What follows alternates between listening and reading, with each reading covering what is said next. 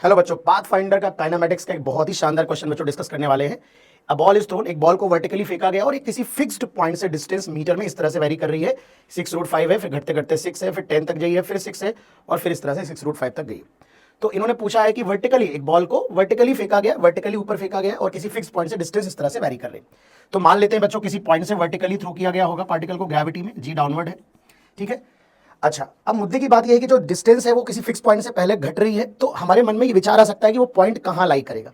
देखिए, अगर डिस्टेंस घट रही है तो शुरू शुरू में ही, तो इसका मतलब डेफिनेटली पार्टिकल के नीचे तो नहीं हो सकता। अगर आपको ये लगता है कि पार्टिकल जो पॉइंट है वो उस लाइन पर लाई करेगा, यानी आप ये सोचोगे कि पॉइंट शायद इस लाइन पर कहीं ऊपर लाई करेगा। लेकिन सोचो, अगर पॉइंट ऊपर लाई करेगा और पार्टिकल ऐसे थ्रो किया है तो डिस्टेंस घटेगी घटेगी घटेगी और एक मिनिमम तक जाएगी और फिर बढ़ती जाएगी।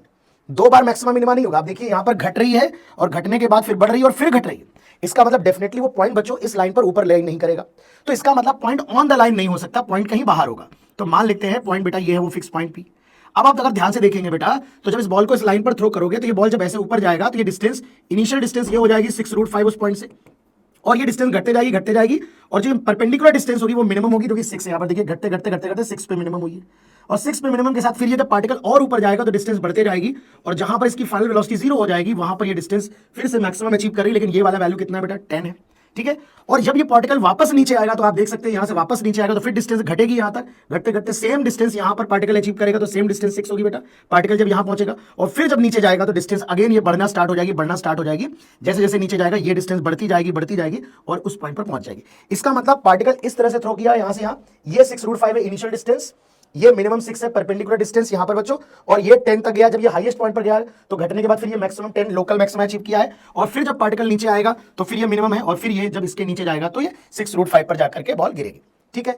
तो इसका मतलब उसके नीचे और जाएगा तो डिस्टेंस और फर्दर बढ़ेगी, पर मैं यहां से यहां तक का मोशन ले रहा हूं। तो बड़ी ऑब्वियस सी बात, अगर मैं ये टोटल हाइट निकालूं, यहां से थ्रो किया गया यहां, ये टोटल हाइट बच्चों निकाल लूं तो मैं आराम से, ये मैक्सिमम हाइट हो जाएगी प्रोजेक्टाइल। बस सोचना था इस प्रॉब्लम में और आराम से प्रॉब्लम सॉल्व हो जाता है, ठीक है। तो ये डिस्टेंस हो जाएगी, पाइथागोरस थ्योरम अगर लगा लेंगे बेटा तो 100 माइनस 36 का अंडर रूट, तो ये आ जाएगा आपका, देखेंगे कितना आ जाएगा बच्चों, ये आ जाएगा 64, ये डिस्टेंस 8 आ जाएगी अगेन। और जब इसको आप लगाएंगे पाइथागोरस थ्योरम तो 6 × 6 और 36 मल्टीप्लाइड बाई 5 180 माइनस 36, तो अंडर रूट 144, तो ये 12 आ जाएगा। तो पाइथागोरस से ये वाली डिस्टेंस 12 और ये 8 आ जाएगा। तो मैक्सिमम हाइट जो प्रोजेक्टाइल की आ जाएगी, जो वर्टिकली थ्रो किया गया 20 मीटर बच्चों, 12 + 8, तो ये हमारी मैक्सिमम हाइट होती है u²/2g। सभी लोग जानते हैं बेटा, फर्स्ट थर्ड इक्वेशन लगा दोगे इसके लिए। तो यहां से u की वैल्यू बेटा, अगर g को 20 ले लेंगे तो 20 मीटर पर सेकंड। तो क्वेश्चन में बहुत ज्यादा कैलकुलेशन नहीं, बहुत सोचने वाला क्वेश्चन है, समझने वाला क्वेश्चन है। ऐसे ही अच्छे सवालों के लिए मिलते हैं नेक्स्ट वीडियो में। Thank you very much.